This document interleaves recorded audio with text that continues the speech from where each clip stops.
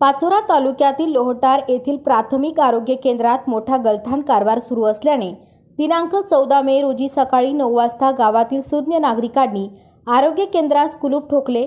लोहटार गावातील महिला जनाबाई यांचा पाय फ्रॅक्चर झाल्याने त्यांना लोहटार प्राथमिक आरोग्य केंद्रात नेले असता तेथे एकही डॉक्टर व कर्मचारी उपचारासाठी हजर नसल्याने गावातील नातेवाईक व ग्रामस्थांनी आरोग्य केंद्रात धाव घेत आरोग्य केंद्रास कुलूप ठोकले।